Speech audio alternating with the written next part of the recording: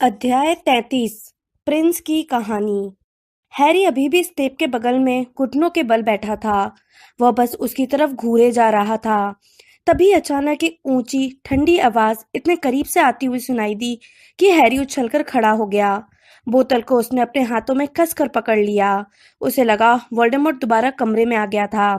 Voldemort की आवाज दीवारों और फर्श से टकराकर गूंज रही थी। पल भर में ही हैरी समझ गया कि वोल्डेमॉर्ट जादू से अपने आवाज ऊंची करके हॉगवर्ट्स और आसपास के इलाके के लोगों से कुछ कह रहा है। हॉग्समीड और महल में लड़ने वाले लोग उसकी बात इतनी स्पष्टता से सुन सकते थे जैसे वह उनके पास ही खड़ा हो और उसकी सांस उनकी गर्दन पर महसूस हो रही हो, यानी कि वे मौत से सिर्फ एक धक्के की दूरी पर खड़े हों। उसकी ऊंची ठंडी आवाज आई, तुम लोग बहादुरी से लड़े हो। लॉर्ड वोल्डेमॉर्ट बहादुरी की कद्र करना जानते हैं। तुम लोगों को भारी नुकसान हुआ है। अगर तुम लोग आगे भी मेरा विरोध करोगे तो तुम सभी एक एक करके मारे जाओगे। मैं ऐसा नहीं करना चाहता हूँ। जादुई खून का एक भी कतरा बहना नुकसान और बर्बादी है। लॉर्ड वोल्डेमॉर्ट दयालु है। मैं अपनी सेना को तत्काल पीछे हटने का आदेश देता हूँ। तुम्हारे पास 1 घंटे का वक्त है। अपने मृत लोगों को सम्मान के साथ दफनाओ। अपने घायलों का इलाज करो। हैरी पॉटर, अब मैं तुमसे सीधे बात करता हूँ। तुमने खुद मेरा सामना करने के बजाय अपने दोस्तों को अपनी खातिर मरने दिया है। मैं अंधेरे जंगल में 1 घंटे तक इंतजार करूंगा। उस 1 घंटे में अगर तुम मेरे पास नहीं आए, अगर तुमने खुद को मेरे हवाले नहीं किया, तो युद्ध दोबारा शुरू हो जाएगा। हैरी पॉटर, इस बार मैं खुद लड़ने आऊंगा और तुम्हें पकड़ लूंगा। फिर मैं हर उस बचे हुए आदमी, औरत और बच्चे को सजा दूंगा जिसने तुम्हें मुझसे बचाने की कोशिश की थी। 1 घंटे। रॉन और हर्माइनी दोनों ने ही तेजी से अपने सिर हिलाकर हैरी को देखा। रॉन बोला, उसकी बात पर ध्यान मत दो। हरमाइनी ने उग्रता के साथ कहा, सब ठीक हो जाएगा, चलो महल में चलते हैं। अगर वह जंगल में चला गया है तो हमें कोई नई योजना सोचनी होगी। हरमाइनी ने स्नेप की लाश को देखा, फिर तेजी से सुरंग के मुहाने तक पहुंची। रॉन उसके पीछे गया। हैरी ने अदृश्य चोगा उठाकर स्नेप की तरफ देखा। वह नहीं जानता था कि क्या महसूस करे। उसे तो सिर्फ इस बात का सदमा लगा था कि स्नेप को इस तरीके से इस वजह से मारा गया था। वे सुरंग में से रेंगते हुए लौटे। उनमें से कोई भी कुछ नहीं बोला। हैरी सोच रहा था कि क्या रॉन और हर्माइनी के दिमाग में भी वोल्डेमॉर्ट की आवाज उसी तरह गूंज रही थी जिस तरह उसके कान में गूंज रही थी। तुमने खुद मेरा सामना करने के बजाय अपने दोस्तों को अपनी खातिर मरने दिया है। मैं अंधेरे जंगल में 1 घंटे तक इंतजार करूंगा। 1 घंटे। महल के सामने की लॉन पर छोटे छोटे से ढेर दिख रहे थे। भोर होने में लगभग 1 घंटा था, लेकिन अभी भी गहरा अंधेरा था। वे तीनों जल्दी से पत्थर की सीढ़ियों की तरफ गए। छोटी नाव के आकार का एक डंडा उनके सामने पड़ा था। इसके अलावा ग्रॉप या उसके हमलावर का कोई निशान नहीं था। महल में असामान्य खामोशी छाई थी। अब वहां रोशनी की चमक, धमाके या चीख पुकार कुछ भी नहीं था। वीरान प्रवेश हॉल का फर्श खून से लथपथ था। संगमरमर तथा लकड़ी के टुकड़ों के साथ पन्ने के रत्न अभी भी फर्श पर चारों तरफ बिखरे पड़े थे। जंगले का कुछ हिस्सा भी टूट गया था। सब लोग कहाँ चले गए? हरमाइनी ने फुसफुसाकर पूछा। रॉन बड़े हॉल तक जाने वाले रास्ते पर सबसे आगे गया। हैरी दरवाजे पर ही रुक गया। हाउस टेबलें नहीं थी और कमरे में भीड़ थी। बचे हुए लोग समूहों में एक दूसरे के गले में बाहें डालकर खड़े थे। मैडम पॉम्फ्री और उनके सहायक ऊंचे मंच पर घायलों का इलाज कर रहे थे। फिरेंस भी घायलों में शामिल था और उसके पुट्ठों से खून बह रहा था। वह लेटा हुआ कांप रहा था और उठ नहीं पा रहा था। हॉल के बीच में एक कतार में लाशें रखी थी। हैरी फ्रेड की लाश को नहीं देख पाया क्योंकि उसका परिवार उसे घेरे था। जॉर्ज उसके सिर के पास घुटनों के बल झुक कर बैठा था। मिसेस वीजली फ्रेड के सीने पर लेटी थीं और उनका शरीर कांप रहा था। मिस्टर वीजली अपनी पत्नी के बाल सहला रहे थे और खुद उनके गालों पर आंसू बह रहे थे। हैरी से एक शब्द भी कहे बिना रॉन और हरमाइनी दूर चले गए। हैरी ने हरमाइनी को जिनी के पास जाकर उसे गले लगाते देखा, जिसका चेहरा सूजा हुआ और आंसुओं से सना था। रॉन बिल, फ्लर और पर्सी के पास पहुंच गया, जिसने रॉन के गले में बाहें डाल दी। जब जिनी और हरमाइनी बाकी परिवार के ज्यादा करीब पहुंची तो हैरी को फ्रेड की बगल में पड़ी अन्य लाशें दिखी, रीमस और टोंग्स। वे पीले, स्थिर और शांत दिख रहे थे, जैसे अंधेरी सम्मोहित छत के नीचे सो रहे हों। जब हैरी लड़खड़ाते हुए दरवाजे से दूर गया तो बड़ा हॉल दूर उड़ता, छोटा होता और सिकुड़ता हुआ लगा। वह सांस नहीं ले सकता था। वह किसी और लाश की तरफ देखना गवारा नहीं कर सकता था। वह नहीं देखना चाहता था कि उसकी खातिर और किस किस ने अपनी जान दी है। वह वीजली परिवार के पास जाने या उनसे नजरें मिलाने की हिम्मत नहीं कर सकता था। अगर वह खुद को पहले ही वोल्डेमॉर्ट के हवाले कर देता तो फ्रेड कभी नहीं मरता। वह मुड़ा और संगमरमर की सीढ़ियों पर दौड़ लगाकर ऊपर जाने लगा। ल्यूपिन, टोंग्स, उसने महसूस न करने की कोशिश की। वह चाहता था कि वह अपने दिल को फाड़ दे। वह अपने अंदर के हर उस हिस्से से छुटकारा पाना चाहता था जो बुरी तरह चीख रहा था। महल बिल्कुल खाली था। ऐसा लगता था कि भूत भी दुखी लोगों के पास बड़े हॉल में चले गए थे। हैरी बिना रुके भागा। उसके हाथ में स्नेप के आखिरी विचारों से भरी कांच की बोतल थी। उसने तब तक अपनी गति धीमी नहीं की जब तक कि वह हेडमास्टर के ऑफिस के सामने पहरा दे रहे पत्थर के गार्गोयल के पास नहीं पहुंच गया। पासवर्ड डंबलडोर, हैरी ने बिना सोचे बोल दिया, क्योंकि वह उनसे ही मिलना चाहता था। उसे हैरानी हुई जब गार्गोयल एक तरफ हट गया और उसने अपने पीछे की घुमावदार सीढ़ियों को प्रकट कर दिया। जब हैरी तेजी से गोलाकार ऑफिस में घुसा तो उसे एक बदलाव दिखा। दीवारों के चारों तरफ जो फ्रेम टंगे रहते थे वे अब खाली थे। एक भी हेडमास्टर या हेडमिस्ट्रेस वहां नहीं थे। ऐसा लग रहा था कि होने वाली घटनाओं को स्पष्टता से देखने के लिए वे सभी महल में लगी दूसरी पेंटिंगों में चले गए थे। हैरी ने हताशा से डंबलडोर की तस्वीर के खाली फ्रेम को निहारा, जो हेडमास्टर की कुर्सी के ठीक पीछे टंगा था। फिर उसने उसकी तरफ पीठ घुमा ली। पत्थर का स्मृति पात्र उसी अलमारी में रखा था जहां वह हमेशा रखा रहता था। हैरी उसे उठाकर डेस्क तक लाया और स्नेप की यादों को चौड़े पात्र में डाल दिया, जिसकी किनारी पर पुरातन लिपियों के चिन्ह थे। किसी दूसरे के दिमाग में जाना बहुत राहत की बात होगी। स्नेप ने उसके लिए जो भी छोड़ा होगा वह उसके अपने विचारों से ज्यादा बुरा नहीं हो सकता।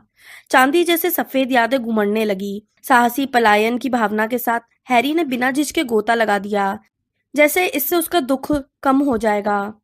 वह धूप में पहुंच गया और उसके पैर गर्म जमीन पर पड़े। सीधे खड़े होने पर उसने देखा कि वह एक खेल के मैदान में है जो लगभग वीरान है।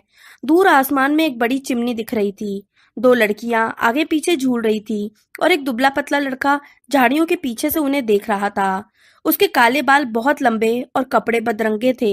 बहुत छोटी जीन्स, गंदा और बहुत बड़ा कोट जो किसी बड़े आदमी के नाप का था, कुर्ते जैसी एक अजीब सी शर्ट। हैरी लड़के के करीब पहुंचा। स्नेप 9-10 साल से ज्यादा बड़ा नहीं दिख रहा था। पीला, छोटा, दुबला। उसके पतले चेहरे पर लालच साफ झलक रहा था जब वह एक छोटी लड़की को उसकी बड़ी बहन से ज्यादा ऊंचाई तक झूलते देख रहा था। लिली, ऐसा मत करो, बड़ी बहन चिल्लाई, लेकिन लड़की ने झूले को पिंग में पूरी ऊंचाई पर ले जाकर छोड़ दिया और जोर से हंसती हुई हवा में आसमान की तरफ उड़ने लगी। वह हंसती जा रही थी और जमीन पर गिरने के बजाय वह सर्कस के किसी कलाकार की तरह हवा में उड़ी और काफी देर बाद बहुत हल्के से जमीन पर उतरी। मम्मी ने तुमसे कहा था कि ऐसा मत करना। पिटूनिया ने सैंडल के हील जमीन पर घसीटकर अपना झूला रोका, जिससे घिसटने की कर्कश आवाज हुई। फिर वो अपने पुट्ठों पर हाथ रखकर कूदी। मम्मी ने कहा था कि तुम्हें इसकी इजाजत नहीं है, लिली। लेकिन मुझे तो कुछ नहीं हुआ, लिली ने अब भी हंसते हुए कहा। ट्यूनी, इसे देखो, देखो मैं क्या कर सकती हूँ। पिटूनिया ने चारों तरफ देखा। खेल के मैदान में उनके अलावा और कोई नहीं था सिवाय स्नेप के, लेकिन लड़कियों को यह बात मालूम नहीं थी। लिली ने उसी झाड़ी से गिरा हुआ एक फूल उठाया जिसके पीछे स्नेप छिपा था। पिटूनिया आगे आई। यह साफ था कि वह जिज्ञासा और नापसंदगी के बीच झूल रही थी। लिली ने इंतजार किया जब तक कि पिटूनिया इतनी करीब नहीं आई कि साफ देख सके। फिर उसने अपनी हथेली आगे बढ़ा दी। फूल वहीं पर रखा था, लेकिन अब वह कई होठ वाले ईस्टर की तरह अपनी पंखुड़ियां खोल रहा था और बंद कर रहा था। इसे छोड़ो, पिटूनिया चिल्लाई। इससे तुम्हें क्या कष्ट हो रहा है, लिली बोली, लेकिन उसने फूल को अपने हाथ में बंद करके उसे वापस जमीन पर फेंक दिया। यह सही नहीं है, पिटूनिया ने कहा, लेकिन उसकी आंखें फूल के पीछे पीछे जमीन तक गईं और उसी पर टिकी रहीं। तुम यह कैसे कर सकती हो, उसने कहा और उसकी आवाज में हसरत साफ झलक रही थी। यह स्पष्ट है ना? स्नेप अब खुद को रोक नहीं पाया और झाड़ियों के पीछे से कूदकर बाहर आ गया। पिटूनिया चिल्लाती हुई झूलों की तरफ भागी, लेकिन लिली हैरान होने के बावजूद वहीं खड़ी रही। लग रहा था अब स्नेप को अफसोस हो रहा था कि वह सामने क्यों आ गया। उसके पीले गालों पर थोड़ा सा लाल रंग आ गया जब उसने लिली की ओर देखा। क्या स्पष्ट है? लिली ने पूछा। स्नेप के चेहरे पर घबराए हुए रोमांच का भाव था। झूलों के पास चक्कर काटती पिटूनिया पर एक निगाह डालने के बाद उसने धीमी आवाज में कहा, मैं जानता हूं कि तुम क्या हो। तुम्हारा क्या मतलब है? तुम एक जादूगरनी हो, स्नेप फुसफुसाकर बोला। वह बुरा मान गई। किसी के बारे में यह कहना अच्छी बात नहीं है। वह मुड़ी और हवा में नाक ऊंची करके अपनी बहन की तरफ चल दी। नहीं, स्नेप बोला। उसका चेहरा अब ज्यादा लाल हो गया था। हैरी ने सोचा कि वो अपना मूर्खतापूर्ण बड़ा कोट उतार क्यों नहीं रहा है। शायद इसलिए क्योंकि वो इसके नीचे के कुर्ते को प्रकट नहीं करना चाहता था। वह लड़कियों के पीछे गया।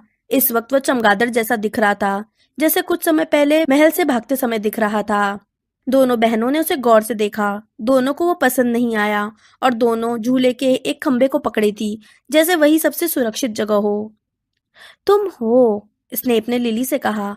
तुम जादूगरनी हो। मैं तुम्हें कुछ समय से देख रहा हूँ, लेकिन इसमें कोई गलत बात नहीं है। मेरी मम्मी भी जादूगरनी है और मैं जादूगर हूँ।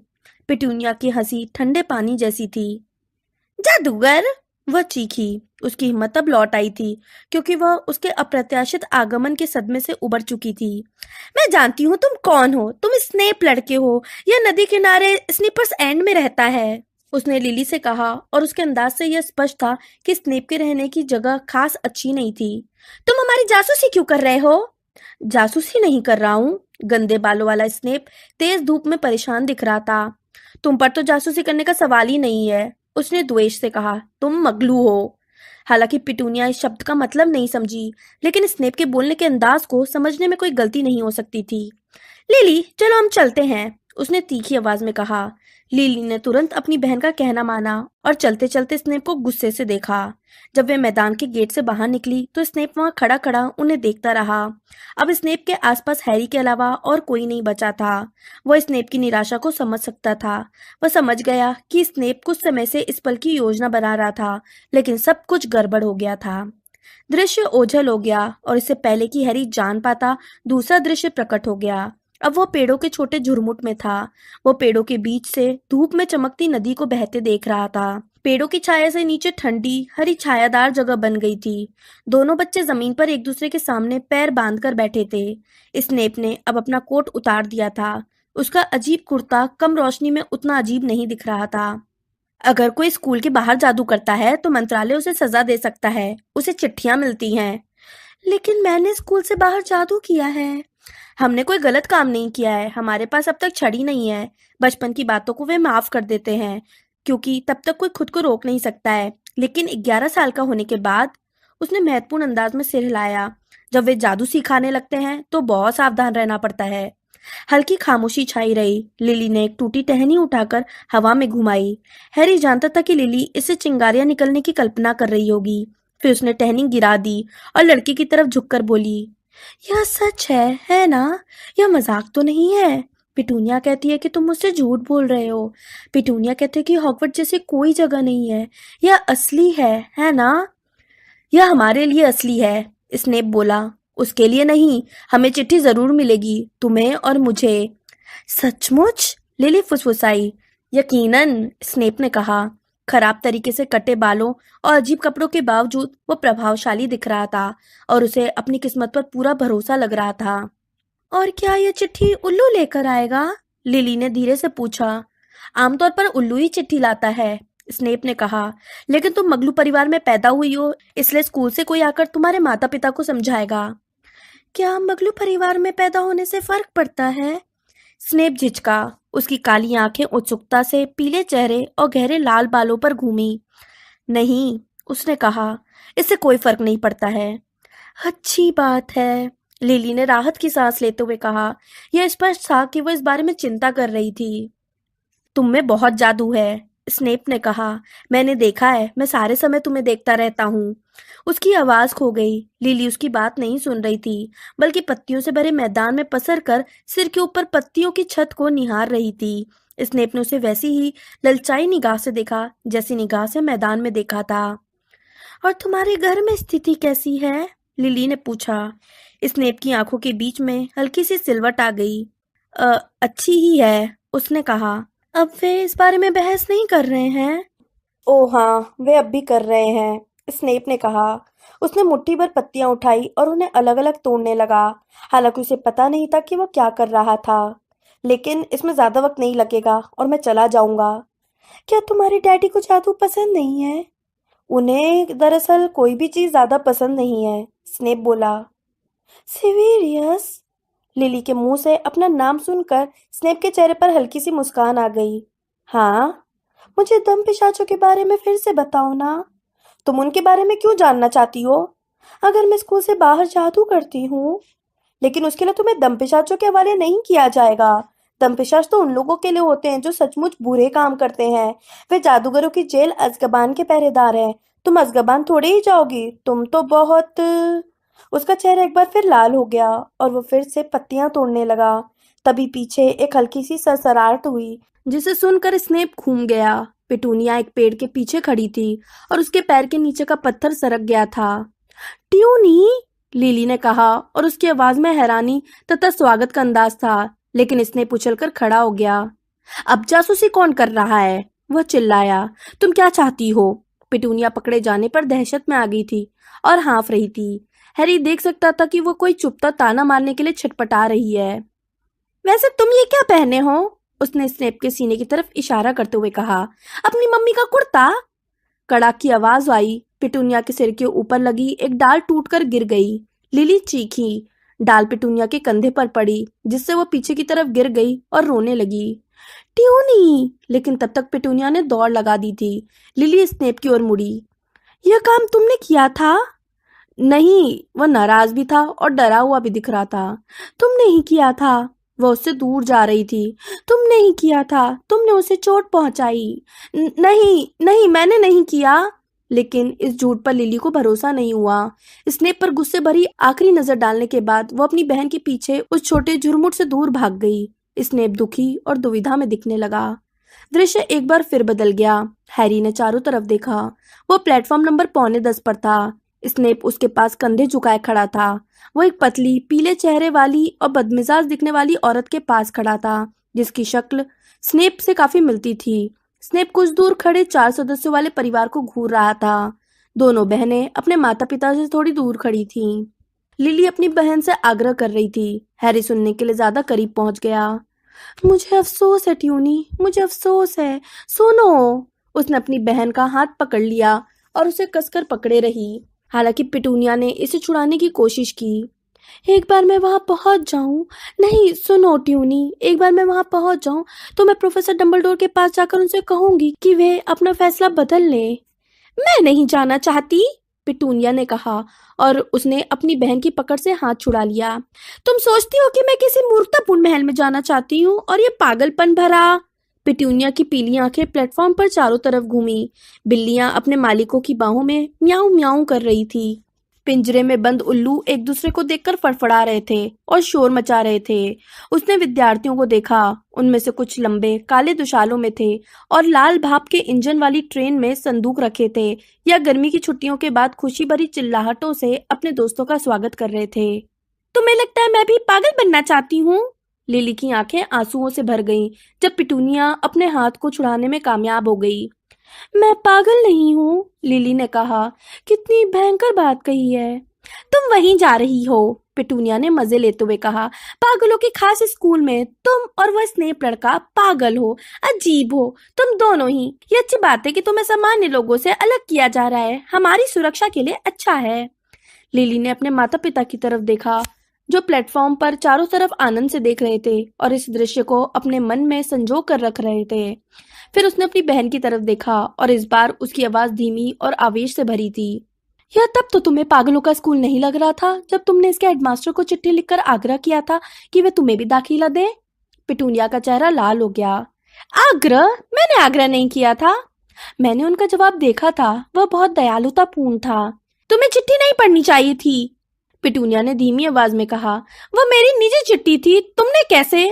लिली ने पास खड़े स्नेप की तरफ आधी निगाह डालकर भेद खोल दिया। पिटूनिया ने आ भरी। उस लड़के को पता चला तुम और वो लड़का मेरे कमरे में जासूसी कर रहे थे? नहीं, जासूसी नहीं, अब लिली रक्षात्मक अंदाज में बोल रही थी। सिविलियस ने जब लिफाफा देखा तो उसे यकीन ही नहीं हुआ कि एक मगलू हॉगवर्ट्स से संपर्क कर सकता है। बस इतनी सी ही बात है। वह कहता है कि जरूर डाक विभाग में भी जादूगर छिपकर काम कर रहे होंगे, तभी ऐसा हुआ होगा। यह स्पष्ट है कि जादूगर हर जगह अपनी नाक घुसाते हैं, पिटूनिया ने कहा, जिसका चेहरा अब जितना पीला था उतना ही लाल भी था। पागल, उसने अपनी बहन से तेजी से कहा और अपने माता पिता के पास चली गई। दृश्य दोबारा बदल गया। स्नेप हॉगवर्ट्स एक्सप्रेस के गलियारे में तेजी से जा रहा था। जब यह देहात में धड़धड़ाती हुई जा रही थी, उसने स्कूल के दुशाले पहन लिए थे और शायद अपने भयंकर मगलू कपड़ों को उतारने के पहले मौके का फायदा उठा लिया था। आखिरकार वह एक कंपार्टमेंट के बाहर रुक गया, जिसमें कुछ उद्यमी लड़के बैठकर बातें कर रहे थे। खिड़की के पास वाले कोने की सीट पर लिली झुकी बैठी थी। उसका चेहरा खिड़की के कांच से टिका था। इसने अपने कंपार्टमेंट का दरवाजा खोला और लिली के सामने बैठ गया। लिली ने उसकी तरफ देखा और फिर खिड़की के बाहर देखने लगी। वह रो रही थी। मैं तुमसे बात नहीं करना चाहती, उसने रूंधी आवाज में कहा। क्यों नहीं? ट्यूनी मुझसे गुस्सा है क्योंकि हमने डंबलडोर की चिट्ठी देख ली थी। तो क्या हुआ? उसने गहरी नापसंदगी से उसे देखा। वह मेरी बहन है। वह तो बस एक मग। वो तत्काल संभल गया। लिली अपनी आंखें पोंछने में इतनी व्यस्त थी कि उसने उसकी बात ही नहीं सुनी। लेकिन हम वहां जा रहे हैं, उसने कहा और अपनी आवाज के उल्लास को दबा नहीं पाया। कितना बढ़िया है, हम हॉगवर्ट्स जा रहे हैं। लिली ने सिर हिलाया, अपनी आंखें पोंछी और दुखी होने के बावजूद मुस्कुराई। तुम नागशक्ति हाउस में रहोगी तो अच्छा रहेगा, स्नेप ने कहा। अब उसका उत्साह बढ़ गया था क्योंकि लिली का मूड थोड़ा ठीक सा हो गया था। नागशक्ति? कंपार्टमेंट में बैठे एक लड़के ने अभी तक लिली या जेम्स में जरा भी दिलचस्पी नहीं दिखाई थी, लेकिन यह शब्द सुनकर वह मुड़ा। अब तक हैरी का पूरा ध्यान खिड़की के पास बैठे लोगों पर ही केंद्रित था, इसलिए अब उसने पहली बार अपने डैडी को देखा। उनका कद खास लंबा नहीं था और उनके बाल स्नेप जैसे ही काले थे, लेकिन उन्हें देखकर लगता था जैसे उनकी काफी परवाह और प्रशंसा हो रही हो, जिसका स्नेप आदी नहीं था। नागशक्ति में कौन जाना चाहता है? नागशक्ति में चुने जाने पर मैं तो स्कूल ही छोड़कर चला जाऊंगा। और तुम? जेम्स ने अपने सामने की सीट पर बैठे लड़के से पूछा। एक झटके के साथ हैरी को एहसास हुआ कि वह सीरियस था। सीरियस नहीं मुस्कुराया। मेरा पूरा परिवार नागशक्ति में है, उसने कहा। ओहो, जेम्स ने कहा, और मुझे तो लगा था कि तुम बिल्कुल ठीक ठाक हो। सीरियस मुस्कुराया। शायद मैं परंपरा तोड़ दूंगा। वैसे अगर तुम्हें विकल्प चुनने का मौका मिले तो तुम कहाँ जाना चाहोगे? जेम्स ने एक अदृश्य तलवार उठाई। गरुड़ द्वार में, जहां बहादुर हृदय वाले रहते हैं, मेरे डैडी की तरह। इसने अपने हल्की सी अप्रिय आवाज निकाली। जेम्स उसकी तरफ मुड़ा। कोई दिक्कत? नहीं, स्नेप ने कहा, हालांकि उसकी हल्की व्यंग्यात्मक मुस्कान कुछ और ही कह रही थी। अगर तुम दिमाग वाले के बजाय ताकत वाले बनना चाहते हो, तुम्हारे पास तो दोनों ही नहीं है, तुम कहाँ जाने की उम्मीद कर रहे हो? सीरियस ने बीच में ही कहा। जेम्स हंसते हंसते दोहरा हो गया। लिली तनकर बैठ गई और उसका चेहरा थोड़ा लाल हो गया। वह जेम्स और सीरियस को नापसंदगी से घूरने लगी।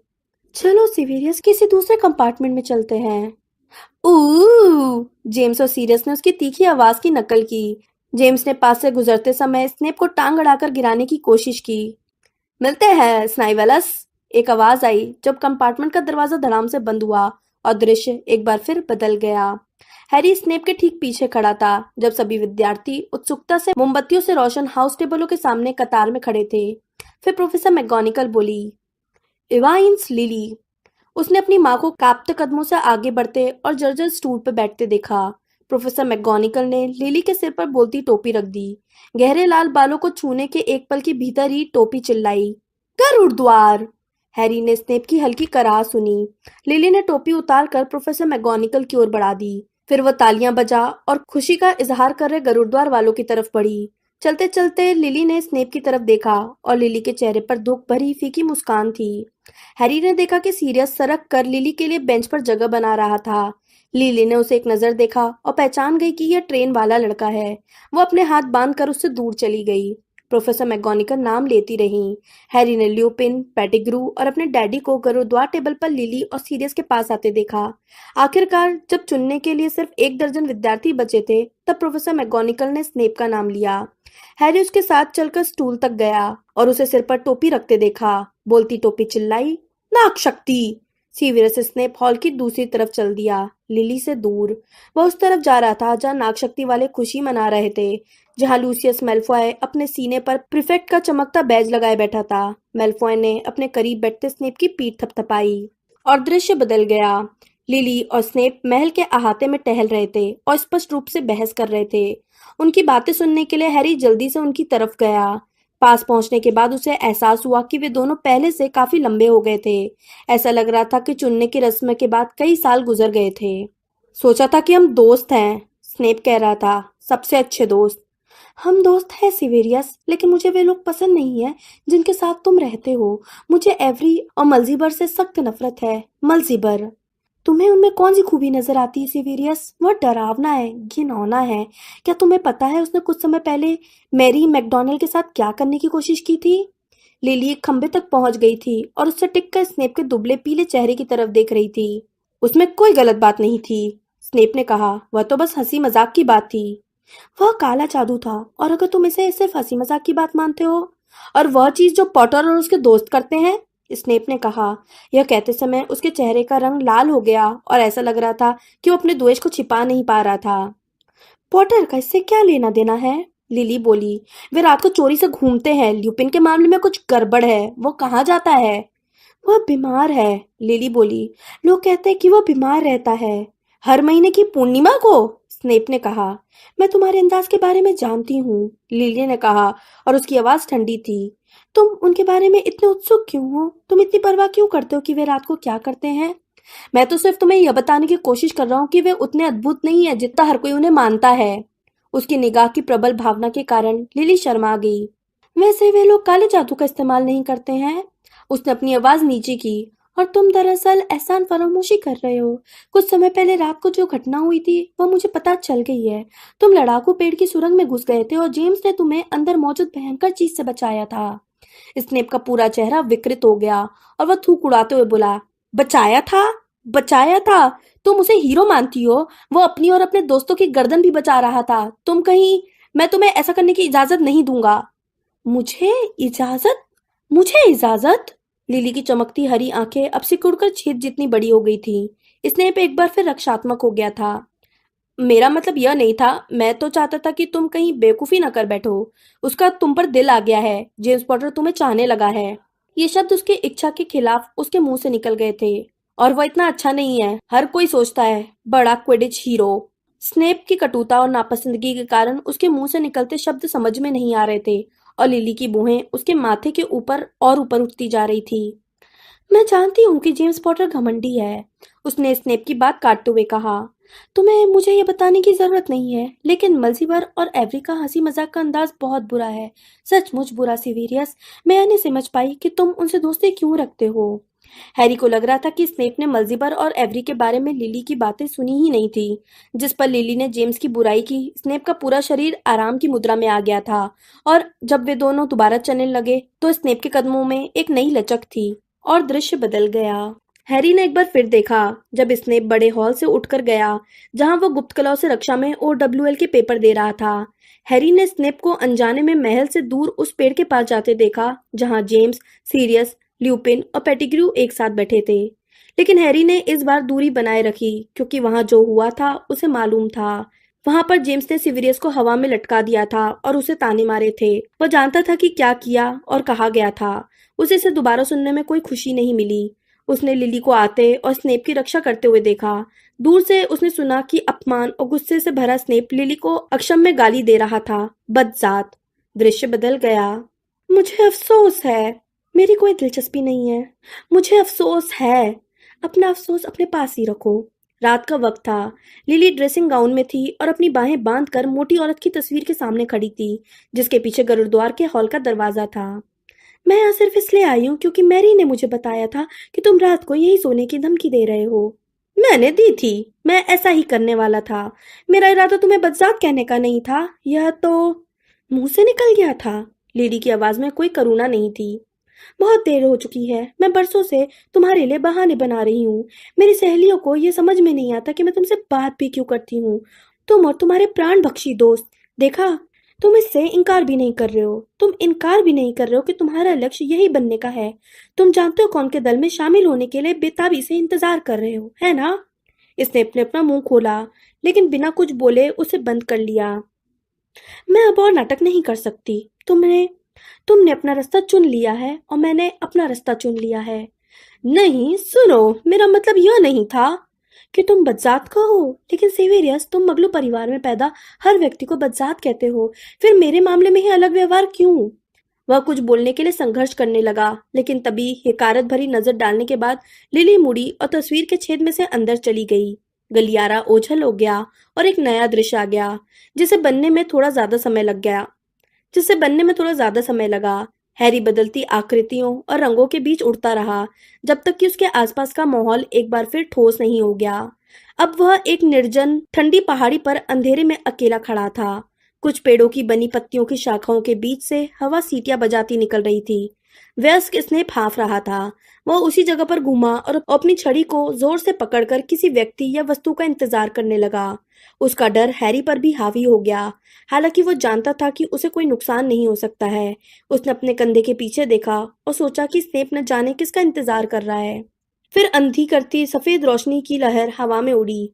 हैरी को लगा कि बिजली गिरी थी, लेकिन स्नेप अपने घुटनों के बल बैठ गया और उसकी छड़ी हाथ से उड़ गई। मुझे मत मारना, मेरा यह इरादा भी नहीं है। डंबलडोर के प्रकट होने की आवाज पेड़ों की डालों से टकराती हवा की आवाज में डूब गई थी। वे स्नेप के सामने खड़े थे। उनके दुशाले लहरा रहे थे और उनका चेहरा उनकी छड़ी की रोशनी में चमक रहा था। तो सिविरियस, लॉर्ड वोल्डेमॉर्ट ने मेरे लिए क्या संदेश भेजा है? कोई कोई संदेश नहीं है। मैं यहाँ खुद अपनी इच्छा से आया हूँ। स्नेप अब अपने हाथ मल रहा था। चारों तरफ उड़ते झूलते काले बालों के बीच वह थोड़ा पगलाया दिख रहा था। मैं मैं एक चेतावनी देने आया हूँ। नहीं, एक आग्रह करने। प्लीज। डंबलडोर ने अपनी छड़ी लहराई। हालांकि पत्तियां और शाखाएं अब भी रात की हवा में उड़ रही थीं, लेकिन जहां स्नेप और डंबलडोर आमने सामने खड़े थे वहां खामोशी हो गई। एक प्राणभक्षी मुझसे क्या आग्रह कर सकता है? भविष्यवाणी, भविष्य कथन, ट्रिलोनी। ओह हाँ, डंबलडोर ने कहा। तुमने लॉर्ड वोल्डेमॉर्ट को कितना बताया? सब कुछ, सब कुछ जो भी मैंने सुना था, स्नेप ने कहा। इसलिए, इसी कारण उसे लगता है कि इसका इशारा लिली वाइन्स की तरफ है। भविष्यवाणी में किसी महिला की ओर इशारा नहीं किया गया था, डंबलडोर ने कहा। यह तो एक लड़के के बारे में थी जो जुलाई के अंत में पैदा हुआ था। आप जानते हैं कि मैं क्या कहना चाह रहा हूँ। वह सोचता है कि इसका मतलब लिली का बेटा है। वह लिली का पीछा करेगा, उन सभी को मार डालेगा। अगर वह तुम्हारे लिए इतना ज्यादा महत्वपूर्ण है, डंबलडोर ने कहा, तो निश्चित रूप से लॉर्ड वोल्डेमॉर्ट उसे छोड़ देगा। क्या तुम बेटे की जान के बदले में माँ की जान के लिए रहम की भीख नहीं मांग सकते? मैंने मांगी थी, मैंने उससे विनती की थी। मुझे तुमसे नफरत हो रही है, डंबलडोर ने कहा। हैरी ने उनकी आवाज में पहले कभी इतनी भर्त्सना नहीं सुनी थी। स्नेप थोड़ा सिमट सा गया। तो तुम्हें उसके पति और उसके बच्चे की मौत की जरा भी परवाह नहीं है? वे लोग मरते हैं तो मरे, लेकिन तुम्हें अपनी मनचाही चीज मिल जानी चाहिए। स्नेप कुछ नहीं बोला, बस डंबलडोर को देखता रहा। तो उन सभी को बचा ले, वो टूटी आवाज में बोला। उसे उन्हें सुरक्षित रखे, प्लीज। और इसके बदले में तुम मुझे क्या दोगे, सीविरियस?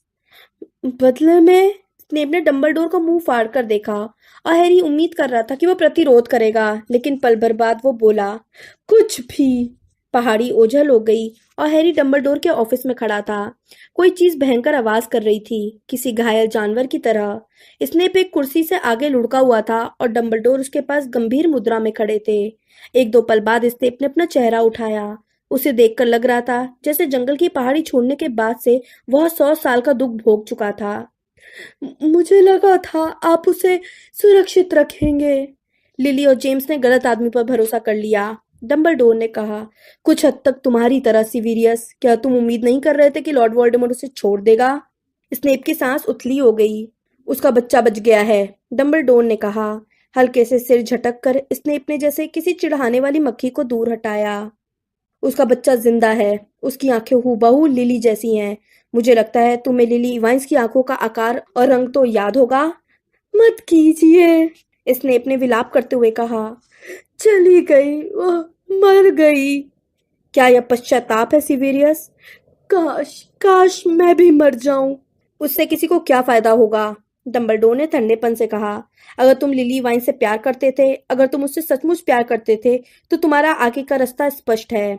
ऐसा लग रहा था जैसे स्नेप दर्द की धुंध में से देख रहा था और डंबलडोर के शब्दों को उस तक पहुंचाने में काफी समय लग रहा था। क्या क्या मतलब है आपका? तुम जानते हो कि वो कैसे और क्यों मरी है। यह सुनिश्चित करो कि उसकी मौत बेकार न जाए। लिली के बेटे को सुरक्षित रखने में मेरी मदद करो। उसे सुरक्षित रखने की क्या जरूरत है? शैतानी शहंशाह जा चुके हैं। शैतानी शहंशाह लौटेगा और जब ऐसा होगा तो हैरी पॉटर भयंकर खतरे में होगा। एक लंबा विराम हुआ और धीरे धीरे स्नेप ने खुद पर काबू पाया तथा अपनी सांस दुरुस्त की। आखिरकार वह बोला, ठीक है, ठीक है, लेकिन कभी भी किसी को ये बात मत बताना डंबलडोर। यह रहस्य हमारे बीच ही रहना चाहिए। आप कसम खाएं, मैं बर्दाश्त नहीं कर सकता, खास तौर पर पॉटर का बेटा। मुझे आपका वादा चाहिए। यह वादा सिविरियस कि मैं तुम्हारे बारे में सबसे अच्छी बात किसी को न बताऊं।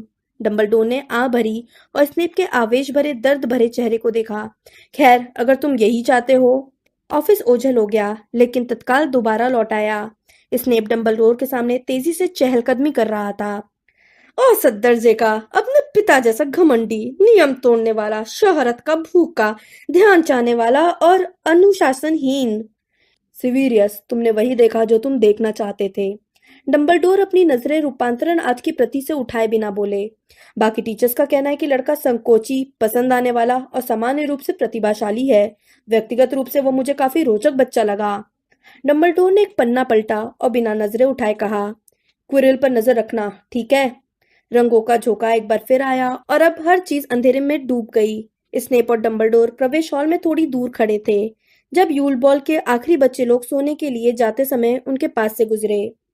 तो डंबलडोर ने बुदबुदा कर पूछा। कारक्रॉफ्ट का निशान भी गहरा होता जा रहा है। वह दहशत में आ रहा है। उसे प्रतिशोध का डर है। आप जानते हैं कि शैतानी शहंशाह के पतन के बाद उसने मंत्रालय की कितनी मदद की है। स्नेप ने कनखियों से डंबलडोर की मुड़ी नाक वाली आकृति को देखा। अगर निशान जलने लगता है तो कॉरक्रॉफ्ट का इरादा भागने का है। क्या वह सचमुच भाग जाएगा? डंबलडोर ने धीरे से कहा, जब फ्लर डेलाकॉर और रॉजर डेविस खिलखिलाते हुए मैदान से अंदर आए। और तुम? नहीं, स्नेप ने कहा और उसकी काली आंखें फ्लर तथा रॉजर की जातीय आकृतियों पर टिकी थी। मैं इतना कायर नहीं हूँ। नहीं, डंबलडोर ने सहमत होते हुए कहा। तुम इगोर कारक्रॉफ्ट से बहुत ज्यादा बहादुर हो। जानते हो, कई बार मुझे लगता है कि हाउसों में चुनने की रस्म बहुत जल्दी हो जाती है। वे हैरान स्नेप को अकेला छोड़कर दूर चले गए। जब हैरी एक बार फिर से हेडमास्टर के ऑफिस में खड़ा था, रात का वक्त था और डंबलडोर डेस्क के पीछे सिंहासन जैसी कुर्सी में एक तरफ लुढ़के हुए थे। वे आधे बेहोश दिख रहे थे। उनका एक तरफ लटकता दायां हाथ काला और जला हुआ था। स्नेप मंत्र बुदबुदा रहा था और अपनी छड़ी उस हाथ की कलाई की तरफ ताने था, जबकि बाएं हाथ से वह डंबलडोर के गले में गाढ़ा सुनहरा काढ़ा डाल रहा था। एक दो पल बाद डंबलडोर की पलकें मिचमिचाई और खुल गईं। क्यों? स्नेप ने बिना किसी भूमिका के कहा। आपने अंगूठी क्यों पहनी? इस पर शाप है। निश्चित रूप से आपको इस बात का एहसास हो गया होगा। इसे छुआ भी क्यों? मॉर्वोलोगॉन्ट की अंगूठी डंबलडोर के सामने डेस्क पर पड़ी थी। यह चटकी हुई थी। गरुड़दार की तलवार इसके पास रखी थी। डंबलडोर ने मुंह बिचकाया। मैं मूर्ख था, बहुत लालच आ गया था। किस चीज का लालच? डंबलडोर ने कोई जवाब नहीं दिया। यह चमत्कार ही है कि आप यहाँ लौटने में कामयाब हो गए। स्नेप नाराज लग रहा था। अंगूठी पर असाधारण रूप से शक्तिशाली शाप था। हम बस यही उम्मीद कर सकते हैं कि ये शाप इसी जगह तक ही रुका रहे। हाल फिलहाल मैंने शाप को एक ही हाथ में रोक दिया है। डंबलडोर ने अपना काला बेकार हाथ उठाया और उसे इस तरह देखने लगे जैसे कोई रोचक विचित्र चीज को देख रहे हों। तुमने बहुत अच्छा काम किया सिविरियस। तुम्हारे हिसाब से मेरे पास कितना समय है? डंबलडोर का अंदाज सामान्य बातचीत का था। ऐसा लग रहा था जैसे वे मौसम का हाल जानना चाहते हों। स्नेप झिझका, फिर बोला, मैं नहीं बता सकता। शायद 1 साल। इस तरह के मंत्र को हमेशा के लिए रोकने का कोई उपाय नहीं है। यह अंततः फैलने लगेगा। इस तरह के शाप समय के साथ ज्यादा ताकतवर होते जाते हैं। डंबलडोर मुस्कुराए। उनके पास 1 साल से भी कम जिंदगी है। यह बात उन्हें ज्यादा महत्वपूर्ण या चिंताजनक नहीं लग रही थी। मैं खुशकिस्मत हूँ, बहुत खुशकिस्मत कि तुम मेरे पास हो सिविलियस। अगर आपने मुझे थोड़ी और ज्यादा जल्दी बुला लिया होता तो मैं शायद ज्यादा कर सकता था। आपके लिए ज्यादा समय हासिल कर सकता था। स्नेप ने गुस्से से कहा। उसने टूटी अंगूठी और तलवार की तरफ देखा। आपको क्या लगता है, अंगूठी तोड़ने से शाप भी टूट जाएगा? ऐसी ही बात है, बेशक मैं होश में नहीं था, डंबलडोर ने कहा। कोशिश करके वे अपनी कुर्सी पर सीधे बैठे। अच्छा, इससे मामला ज्यादा सीधा बन जाता है। इसने पूरी तरह चकराया हुआ दिख रहा था। डंबलडोर मुस्कुराए। मैं उस योजना का जिक्र कर रहा हूँ जो लॉर्ड वोल्डेमॉर्ट मेरे लिए बना रहा है। उसकी योजना है कि बेचारा मेल्फॉय लड़का मेरी हत्या करे। स्नेप डंबलडोर की डेस्क के सामने रखी कुर्सी पर बैठ गया, जिस पर हैरी अक्सर बैठता था। हैरी जानता था कि स्नेप डंबलडोर के शापित हाथ के बारे में और बात करना चाहता था, लेकिन डंबलडोर ने विनम्रता पूर्वक इनकार करके उस बातचीत की संभावना को खत्म कर दिया। स्नेप त्योरियां चढ़ाते हुए बोला, शैतानी शहंशाह को ड्रैको के कामयाब होने की उम्मीद नहीं है। यह तो बस लूसियस की हाल की असफलताओं की सजा है। ड्रेको को असफल होते देखकर उसके माता पिता पल पल सजा भुगतेंगे और कीमत चुकाएंगे। संक्षेप में उस लड़के को मेरी ही तरह निश्चित मृत्यु दंड मिला है, डंबलडोर ने कहा। मुझे लगता है कि ड्रेको के नाकामयाब होने के बाद यह काम तुम्हें सौंप दिया जाएगा। थोड़ी देर खामोशी छाई रही। मुझे शैतानी शहंशाह की योजना तो यही लगती है। लॉर्ड वोल्डेमॉर्ट निकट भविष्य में ऐसा समय की कल्पना कर रहा है जब उसे हॉगवर्ट्स में जासूस की जरूरत नहीं होगी। हाँ, उन्हें यकीन है कि जल्द ही ये स्कूल उनकी मुट्ठी में होगा। और अगर ये उसकी मुट्ठी में आ जाता है, डंबलडोर ने कहा, जैसे वो खुद से बात कर रहे हो, तो तुम मुझसे वादा करते हो कि तुम हॉगवर्ट्स के विद्यार्थियों की रक्षा करने की पूरी कोशिश करोगे? स्नेप ने सख्ती से सिर हिलाकर हाँ की। अच्छा, तो फिर तुम्हारी पहली प्राथमिकता यह पता लगाना है कि ड्रेको के इरादे क्या है। डरा हुआ किशोर लड़का दूसरों के लिए भी उतना ही बड़ा खतरा है जितना कि खुद के लिए। उसे मदद और मार्गदर्शन देने का प्रस्ताव रखो। वो इसके लिए हाँ कर देगा। आखिर वह तुम्हें पसंद करता है। तब से नापसंद करने लगा है जब से उसके पिता की स्थिति गड़बड़ हुई है। इसके लिए ड्रेको मुझे दोष देता है। वह सोचता है कि मैंने लूसियस की जगह हथिया ली है।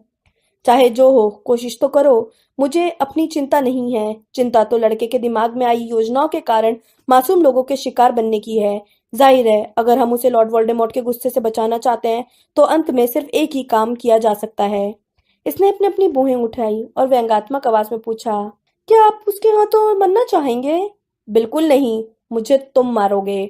एक लंबी खामोशी छा गई, जो बीच बीच में आती कुटकुट की आवाज से ही टूटी। ज्वाला नाम का फेनिक्स समुद्र फेनी की हड्डी के टुकड़े पर चोंच मार रहा था। क्या आप मुझसे ये काम अभी करवाना चाहेंगे? इसने अपने व्यंग भरी आवाज में कहा। या फिर आप समाधि लेख लिखने के लिए कुछ पल रुकना पसंद करेंगे? ओह, अभी नहीं, डंबलडोर ने मुस्कुराते हुए कहा। मुझे लगता है कि सही समय पर वह पल अपने आप प्रकट हो जाएगा। आज रात को जो हुआ है। उन्होंने अपने सिकुड़े हुए हाथ की तरफ इशारा किया। उसके बाद हम यह बात तो यकीन से कह सकते हैं कि यह 1 साल के भीतर ही हो जाएगा। अगर आपको मरने में दिक्कत नहीं है, स्नेप ने रूखे अंदाज में कहा, तो फिर ड्रेको को ही यह काम क्यों नहीं करने देते? उस लड़के की आत्मा अभी क्षतिग्रस्त नहीं हुई है, डंबलडोर ने कहा।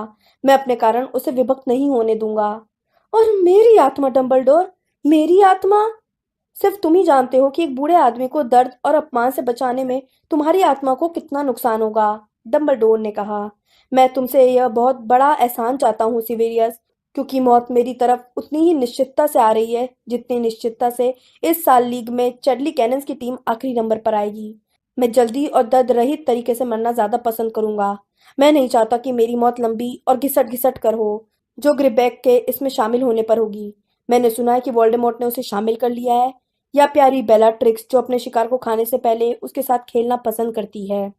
उनका अंदाज हल्का फुल्का था, लेकिन उनकी नीली आंखें स्नेप को भेद गईं, जिस तरह वे अक्सर हैरी को भेदती थी, जैसे वे जिस आत्मा के बारे में बात कर रहे हो वह उन्हें देख रही हो। आखिरकार स्नेप ने हल्के से सिर हिला दिया। डंबलडोर संतुष्ट दिखने लगे। धन्यवाद, सिविरियस। ऑफिस गायब हो गया। अब स्नेप और डंबलडोर शाम के धुंधलके में महल के वीरान मैदान में एक साथ टहल रहे थे। आप पॉटर के साथ कई शामों को कमरे में बंद रहते हैं। आप करते क्या हैं? स्नेप ने अचानक पूछा। डंबलडोर थके हुए दिख रहे थे। क्यों, तुम कहीं उसे और सजा तो नहीं देना चाहते हो, सिविरियस? अगर ऐसा है तो बेचारे लड़के को अपना ज्यादातर समय सजा में काटना पड़ेगा। वह बिल्कुल अपने पिता की तरह है। शायद दिखने में है, लेकिन उसका दिल उसकी माँ जैसा है।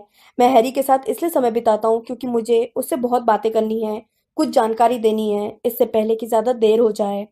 जानकारी? स्नेप ने दोहराया। आप उस पर भरोसा करते हैं, मुझ पर नहीं करते हैं? यह भरोसे का सवाल नहीं है, जैसा हम दोनों जानते हैं, मेरे पास समय कम बचा है। यह अनिवार्य है कि मैं लड़के को पर्याप्त जानकारी दे दूं ताकि वह उस काम को कर सके जो उसे करना है। आप वही जानकारी मुझे क्यों नहीं दे सकते? मैं अपने सभी रहस्य एक ही टोकरी में रखना पसंद नहीं करता हूँ, खास तौर पर एक ऐसी टोकरी जो अक्सर लॉर्ड वोल्डेमॉर्ट की बाह पर लटकती रहती है, जो मैं आपके आदेश पर करता हूँ। और तुम इस काम को बहुत अच्छी तरह करते हो, सिविलियस। यह मत सोचना कि मैं उस खतरे को कम आंकता हूँ जिसका सामना तुम मेरे कारण करते हो। वोल्डेमॉर्ट को महत्वपूर्ण लगने वाली जानकारी देना और जरूरी बातें छिपाना एक ऐसा काम है जिसके लिए मैं तुम्हारे अलावा किसी पर भरोसा नहीं कर सकता।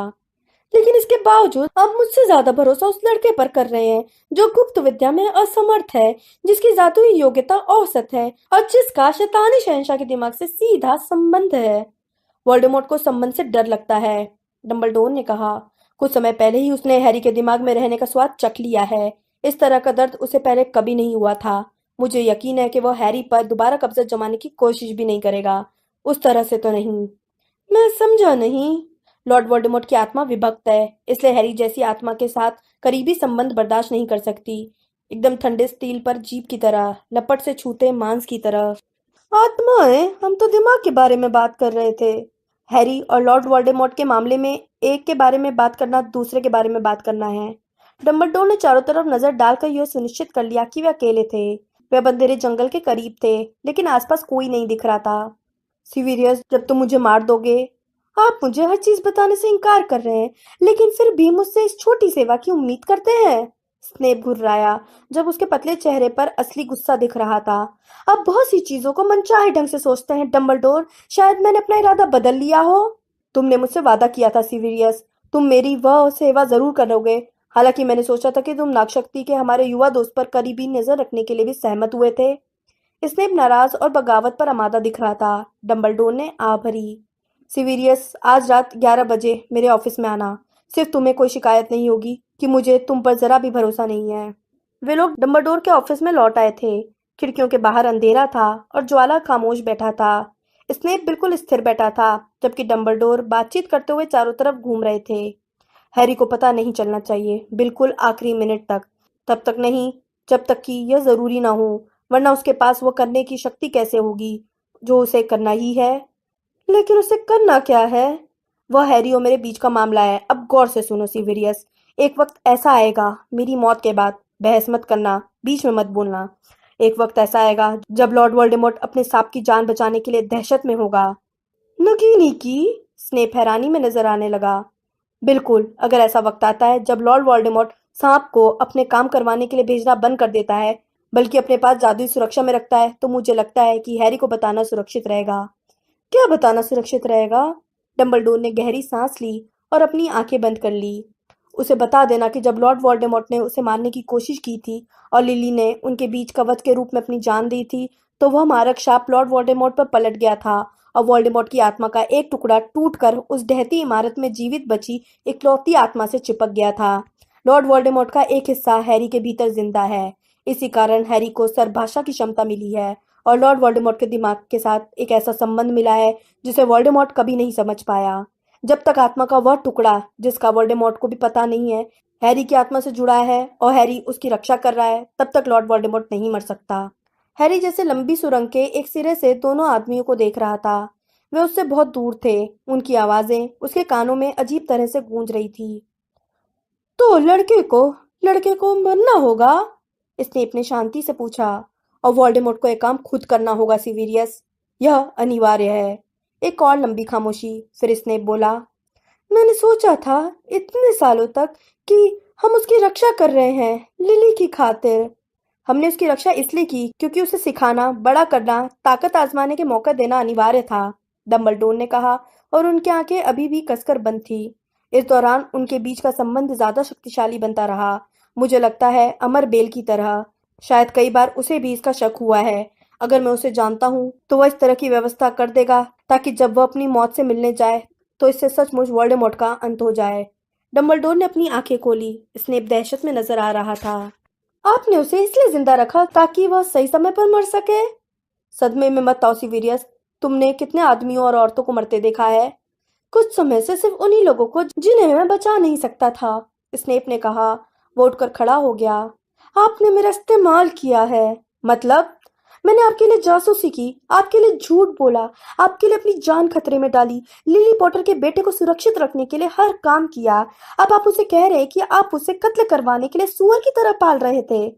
यह तो मर्मस्पर्शी है, सीवियरियस, डंबलडोर ने गंभीरता से कहा। क्या आखिरकार अब तुम उसकी परवाह करने लगे हो? उसकी? स्नेप ने चिल्लाकर कहा। पितृदेव संरक्षणम। उसकी छड़ी के कोने से सफेद हिरनी निकली। वह ऑफिस के फर्श पर उतरी और ऑफिस के पार भागती हुई खिड़की से बाहर चली गई। डंबलडोर ने उसे उड़कर दूर जाते देखा और जब उसकी सफेद चमक धुंधली हो गई तो वे स्नेप की ओर मुड़े। डंबलडोर की आंखों में आंसू भरे थे। इतने समय बाद भी? हमेशा, स्नेप ने कहा। एक बार फिर दृश्य बदल गया। अब हैरी ने देखा कि स्नेप अपनी डेस्क के पीछे लगी डंबलडोर की तस्वीर से बात कर रहा था। तुम वोल्डेमॉर्ट को हैरी के अंकल आंटी के यहाँ से उसके जाने की सही तारीख जरूर बताना, डंबलडोर ने कहा। ऐसा नहीं करने पर उसे शक हो सकता है, क्योंकि वोल्डेमॉर्ट मानता है कि तुम्हें इस बारे में अच्छी जानकारी है। बहरहाल हैरी की सुरक्षा सुनिश्चित करने के लिए तुम्हें बहरूपियों का विचार देना चाहिए। मेरा ख्याल है इससे हैरी की सुरक्षा सुनिश्चित हो जाएगी।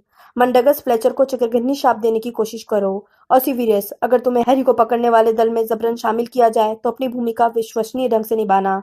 मैं तुम्हारे भरोसे हूँ कि तुम लॉर्ड वोल्डेमॉर्ट के विश्वास को ज्यादा से ज्यादा समय तक कायम रखो, वरना हॉगवर्ट्स कैरो भाई बहन के रहमो करम पर निर्भर होगा। अब इसने मंडगस के साथ एक अपरिचित सराय में बैठा था। मंडगस का चेहरा अजीब तरीके से सूना था, जबकि स्नेप एकाग्रता में त्योरी चढ़ाया था। तुम माया पंछी के समूह में हो, स्नेप ने फुसफुसा कर कहा। बहरूपियों का इस्तेमाल करने का सुझाव दोगे? भेस बदल काढ़ा, एक जैसे कई पॉटर। यही इकलौती तरकीब है जो सफल हो सकती है। तुम भूल जाओगे कि मैंने तुम्हें यह सुझाव दिया है। तुम इस तरह बताओगे जैसे ये तुमने ही सोचा है। समझ गए? समझ गया, मंडगस बुदबुदाया। उसकी आंखें अब भी तिरछी थी। अब अंधेरी रात में हैरी झाड़ू पर उड़ता हुआ स्नेप के पास से गुजर रहा था। स्नेप के साथ कई नकाबपोश प्राणभक्षी थे। उनके सामने ल्यूपिन और बहरूपिया हैरी थे, जो दरअसल जॉर्ज था। एक प्राणभक्षी स्नेप के आगे निकला और उसने अपनी छड़ी ल्यूपिन की पीठ की तरफ तान दी। सेक्टम सेम्प्रा, स्नेप चिल्लाया। स्नेप ने यह मंत्र प्राणभक्षी के छड़ी वाले हाथ पर मारा था, लेकिन निशाना चूककर जॉर्ज को लग गया। इसके बाद एक और दृश्य आ गया। स्नेप सीरियस के पुराने बेडरूम में झुका था। लिली की पुरानी चिट्ठी पढ़ते समय उसकी मुड़ी नाक के सिरे से आंसू टपक रहे थे। चिट्ठी के दूसरे पेज पर सिर्फ कुछ शब्द लिखे थे कि गैलेट ग्रिंडेलवाल्ड से दोस्ती हो सकती है। व्यक्तिगत तौर पर मुझे तो लगता है कि उसका दिमाग चल गया है। बहुत बहुत प्यार, लिली। स्नेप ने लिली के हस्ताक्षर और उसके प्यार के इजहार को उठाते हुए अपने दुशाले के भीतर रख लिया। फिर उसने अपने हाथ में पकड़ी तस्वीर के दो टुकड़े कर दिए, ताकि वो हंसती हुई लिली वाला हिस्सा अपने पास रख सके। उसने जेम्स और हैरी वाले तस्वीर के टुकड़े को फर्श पर अलमारी के नीचे फेंक दिया। और अब स्नेप एक बार फिर हेडमास्टर की स्टडी में खड़ा था, जब फिनिस नाइजेलस तेजी से अपनी तस्वीर में आया। हेडमास्टर, वे डीन जंगल में है, बदजात। इस शब्द का इस्तेमाल मत करो। ग्रेंजर लड़की ने बैग खोलते समय उस जगह का नाम लिया था और मैंने उसकी बात सुन ली। अच्छा, बहुत अच्छा। हेडमास्टर की कुर्सी के पीछे से डंबलडोर की तस्वीर चिल्लाई। अब सीवियरियस, तलवार। यह मत भूलना कि यह उसे आवश्यकता और बहादुरी की स्थिति में ही हासिल करनी होगी, और उसे पता नहीं चलना चाहिए कि यह तुमने दी है। अगर वोल्डेमॉर्ट हैरी का दिमाग पढ़ ले तो उसे यह नहीं दिखना चाहिए कि तुम उसका साथ दे रहे हो। मैं जानता हूँ, इसने अपने रूखेपन से कहा। वह डंबलडोर की तस्वीर के पास गया और उसे एक तरफ खींचा।